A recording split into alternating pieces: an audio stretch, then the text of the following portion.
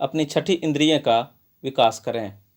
छठी इंद्रिय रचनात्मक कल्पनाशीलता का फल है। यह अवचेतन मन की वह शक्ति है जिसके जरिए असीम प्रज्ञा स्वेच्छा से संप्रेषण करती है, जिसमें इंसान की ओर से कोई कोशिश या मांग नहीं की जाती। नमस्कार दोस्तों, मैं हूं संजीव गौतम और आज हम बात करेंगे छठी इंद्रिय के बारे में कि अपनी छठी इंद्रिय को कैसे विकास आप कर सकते हैं। तो चलिए शुरू करते हैं। हालांकि छठी इंद्रिय वर्णन से परे हैं और इसे केवल ध्यान और मन के विकास के जरिए अनुभव से ही पूरी तरह समझा जा सकता है, लेकिन आप इसे उन भूमिकाओं से समझ सकते हैं जो यह निभाती है। छठे इंद्रिय की सहायता से आपको समय रहते आगामी खतरों की चेतावनी मिल जाती है ताकि आप उनसे बच सकें। इससे आपको अवसरों की समय पर जानकारी मिल जाती है ताकि आप उनका दोहन कर सकें। छठी इंद्रिय संभवतः इंसान के सीमित मन और असीम प्रज्ञा के बीच संपर्क का माध्यम है। इस वजह से यह मानसिक और आध्यात्मिक दोनों का मिश्रण है। इसे वह बिंदु माना जाता है जिस पर इंसान का मन सर्वव्यापी मन से संपर्क करता है। छठी इंद्रिय के विकास के साथ एक संरक्षक देवदूत आपकी सहायता करने और आपके काम करने के लिए आता है, जो आपके लिए बुद्धिमत्ता के मंदिर का द्वार खोल देगा। इच्छा समुचित उपलब्धि का शुरुआती बिंदु है। अंतिम बिंदु ज्ञान का वह रूप है जो समझ की ओर ले जाता है।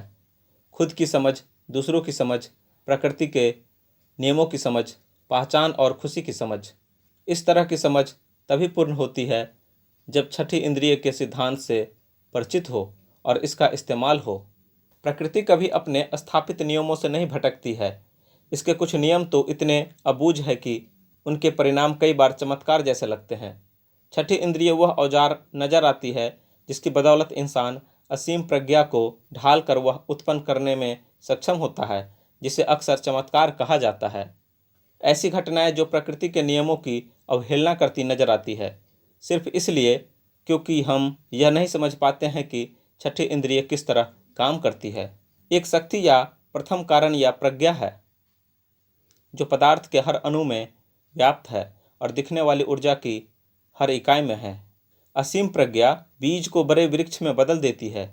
यह गुरुत्वाकर्षण के नियम की प्रतिक्रिया में पानी को पहाड़ी से नीचे बहाती है और रात के बाद दिन लाती है और सर्दी के बाद गर्मी लाती है।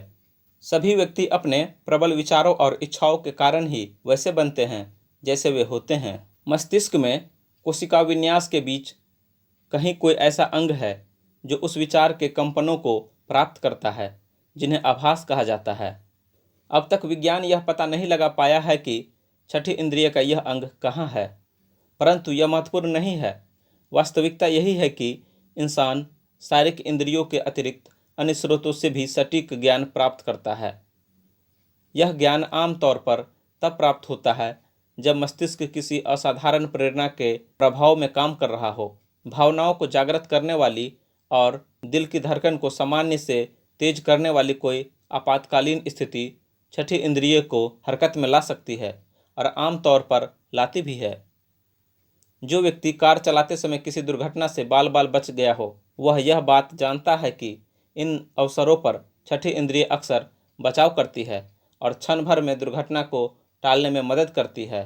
जो भी आपातकालीन स्थिति भावनाओं को उत्तेजित करती है, छठी इंद्रिय को हरकत में ले आती है। हेनरी फोर्ड बेशक छठी इंद्रिय को समझते थे और इसका व्यवहारिक इस्तेमाल करते थे। उनके विशाल कारोबार और वित्तीय संचालन की वजह से यह जरूरी हो गया था कि वे इस सिद्धांत को समझें और इसका इस्तेमाल करें। थॉमस एडिसन ने छठी इंद्रिय को आविष्कारों के संदर्भ में समझा और इसका इस्तेमाल किया, खास तौर पर बुनियादी पेटेंट वाले आविष्कार जहां मार्गदर्शन के लिए कोई पूर्व मानव अनुभव या संचित ज्ञान नहीं था, जैसे तब जब वे बोलने वाली मशीन और मूविंग पिक्चर मशीन पर काम कर रहे थे। छठी इंद्रिय कोई ऐसी चीज नहीं है जिसे व्यक्ति इच्छानुसार उठा और रख सके। जो भी आपातकालीन स्थिति भावनाओं को उत्तेजित करती है, छठी इंद्रिय को हरकत में ले आती है। 40 की उम्र से पहले कभी कभार ही इंसान को छठी इंद्रिय का कार्यकारी ज्ञान मिलता है। अक्सर ज्ञान 50 की उम्र के बाद मिलता है, क्योंकि छठी इंद्रिय आध्यात्मिक शक्तियों से करीबी तौर पर संबद्ध है और वे तब तक परिपक्व नहीं होती या उपयोगी नहीं बनती जब तक कि ध्यान, स्वपरीक्षण और गंभीर विचार के वर्षों से न गुजरा जाए। यह अनुभव समय समय पर दोहराएं। इस बात की चिंता न करें कि उस समय का आप कितना ज़्यादा या कितना कम सीखते हैं, और अंततः आप खुद को किसी ऐसी शक्ति का स्वामी पाएंगे जिसके सहारे आप हताशा को दूर फेंक देंगे, डर पर विजय पा लेंगे, टाल मटोल से उबर जाएंगे और अपनी कल्पना का खुलकर लाभ लेंगे। फिर आपको उस अनजान किसी चीज़ का स्पर्श महसूस होगा जो हर महान विचारक, नेता, चित्रकार, संगीतकार, लेखक और राजनेता का प्रेरक भाव होता है। फिर आप अपनी इच्छाओं को उनके भौतिक या आर्थिक समतुल्य में उतनी ही आसानी से बदल सकेंगे जितनी आसानी से आप विरोध का पहला चिन्ह दिखते ही लेट सकते हैं और मैदान छोड़ सकते हैं। तो दोस्तों, ये थे छठे इंद्रिय का विकास कैसे करें। आपने अपना कीमती समय दिया, इसके लिए आपको बहुत बहुत धन्यवाद। Thank you.